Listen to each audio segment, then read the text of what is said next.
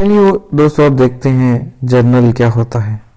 Students, journal के बारे में हम पहले ही पढ़ चुके हैं कि जर्नल जो होता है वो बुक ऑफ ओरिजिनल एंट्री होता है। मींस पहली बार एंट्री जो ट्रांजैक्शन की होती है वो पहले हम जर्नल में ही करते हैं, उसके बाद उसे इंडिविजुअल अकाउंट में पोस्टिंग की जाती है।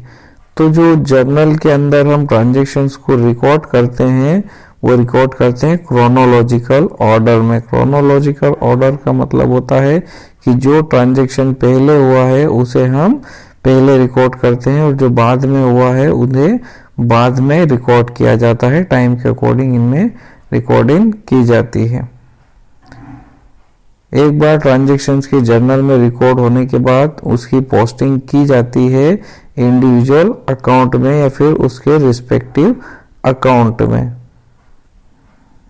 जर्नल के अंदर हर ट्रांजैक्शंस की रिकॉर्डिंग हम जो है सेपरेटली करते हैं। पहले हम जर्नल में ये डिटरमाइन करते हैं कि जो ट्रांजैक्शन से रिस्पेक्टेड या रिलेटेड अकाउंट हैं वो अकाउंट डेबिट हो रहे हैं या क्रेडिट हो रहे हैं। मीन्स पहले हम जर्नल में ट्रांजैक्शन की रिकॉर्डिंग करेंगे।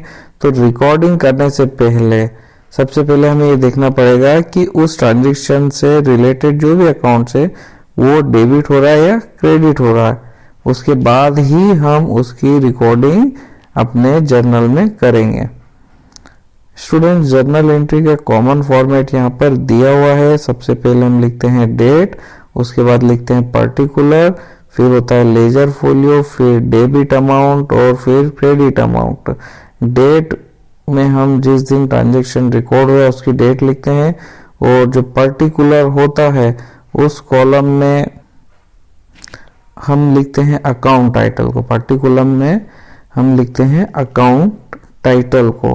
मीन्स अगर कोई अकाउंट डेबिट हो रहा है तो उसे हम लिखते हैं, उसके सामने हम लिखते हैं डीआर। जैसा कि यहाँ पर आपको दिख रहा है कि परचेस अकाउंट डेबिट हो रहा है तो उसके सामने हम लिखेंगे डीआर। यहाँ पर आपको दिख रहा होगा राइट हैंड साइड में हम लिखते हैं और लेफ्ट हैंड साइड से ये स्टार्ट होता है। और अगर कोई अकाउंट क्रेडिट होता है तो सबसे पहले हम उसके आगे लिखते हैं टू और फिर उस अकाउंट का नाम लिखते हैं। और पूरा लिखने के बाद हम यहाँ पर नीचे की तरफ ब्रैकेट में उस अकाउंट का नरेशन लिखते हैं। मीन्स उस अकाउंट से रिलेटेड कुछ इंफॉर्मेशन वहां पर लिखी जाती है। यहाँ पर एलएफ का मतलब होता है लेजर फोलियो।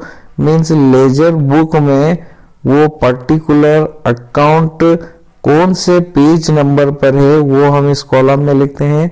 और स्टूडेंट्स, आपको ये बता दें कि जब ट्रांजैक्शंस की रिकॉर्डिंग हम जर्नल में करते हैं तो उस टाइम इस कॉलम को फिल नहीं करते हैं। इस कॉलम को तब फिल करते हैं जब उस ट्रांजैक्शन की एंट्री हम या फिर उस ट्रांजैक्शन की पोस्टिंग हम इंडिविजुअल अकाउंट में करते हैं, तो उस समय यहाँ पर हम लिखते हैं। डेबिट अमाउंट के कॉलम में हम जो अकाउंट डेबिट हुआ है उसका अमाउंट लिखेंगे और क्रेडिट अकाउंट के अमाउंट के कॉलम में हम जो अमाउंट क्रेडिट हुआ है वो चीज को हम लिखेंगे। और एक ट्रांजैक्शन की एंट्री कंप्लीट होने के बाद हम यहाँ पर नीचे की साइड एक लाइन ड्रॉ करते हैं। मीन्स यहाँ पर ये शो करता है कि यहाँ पर ये ट्रांजैक्शन फिनिश हो चुका है। चलिए और भी देखते हैं हम क्या और चीजें हमें देखनी है इसमें।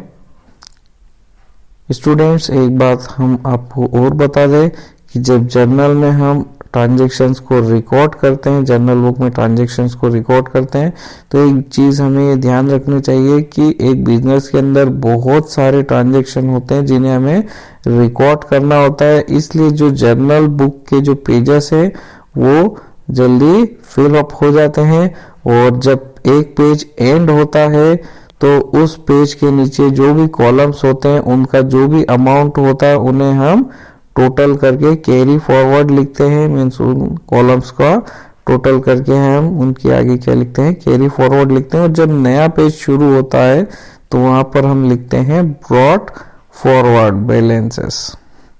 स्टूडेंट्स, जर्नल एंट्री में हम बिजनेस में होने वाले ट्रांजेक्शन्स की एंट्री करते हैं उन्हें, उनका बेसिक रिकॉर्ड हम मेंटेन करते हैं।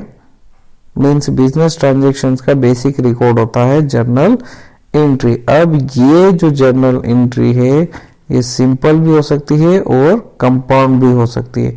मीन्स अगर एक जर्नल एंट्री के अंदर केवल 2 ही अकाउंट्स एसोसिएटेड हो तो उसे हम सिंपल जर्नल एंट्री कहते हैं।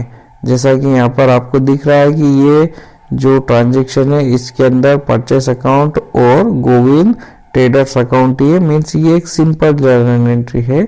और अगर इस ट्रांजैक्शन के साथ 2 से ज्यादा अकाउंट एसोसिएट होते हैं, एक ट्रांजैक्शन में 2 से ज्यादा ट्रांजैक्शंस, 2 से ज्यादा अकाउंट एसोसिएट होते हैं तो इसे हम कहते हैं कंपाउंड जर्नल एंट्री। जैसा कि आप यहाँ पर देख रहे हैं, फर्नीचर अकाउंट, कैश अकाउंट और मॉडर्न फर्नीचर अकाउंट। मीन्स ये हो गया एक कंपाउंड जर्नल एंट्री का एग्जाम्पल। चलिए और आगे देख लेते हैं। यहाँ पर एक जर्नल एंट्री का एग्जाम्पल दिया हुआ है और हर ट्रांजैक्शन आप देख सकते हैं एक लाइन से सेपरेट किया हुआ है और यहाँ पर डेबिट और क्रेडिट अमाउंट भी लिखे हुए हैं और पर्टिकुलर में भी आप देख सकते हैं, नीचे नरेशन भी लिखी हुई है।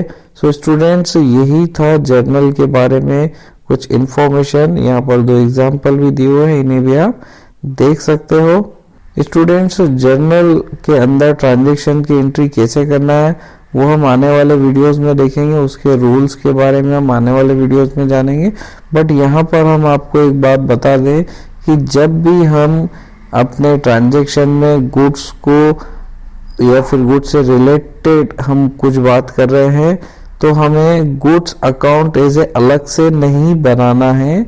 गुड्स का अकाउंट हम नहीं बनाते हैं, गुड्स को हम अलग अलग नाम से बनाते हैं। जैसे यहाँ पर अगर हम देखें, इस ट्रांजैक्शन में हमने गुड्स परचेस किए थे बट यहाँ पर हमने गुड्स के अकाउंट अलग से नहीं बनाया है, हमने यहाँ पर बनाया है परचेस अकाउंट और उसी के अंदर उसकी एंट्री की गई है। और इसका डिस्क्रिप्शन हम आने वाले चैप्टर नंबर 7 में भी पढ़ेंगे। अब यहाँ पर गुड्स को हमने 5 अलग अलग अकाउंट्स में डिवाइड किया हुआ है। सबसे पहला अकाउंट होता है परचेस अकाउंट, फिर होता है सेल्स अकाउंट, फिर होता है परचेस रिटर्न अकाउंट, फिर होता है सेल्स रिटर्न अकाउंट और लास्ट होता है स्टॉक अकाउंट।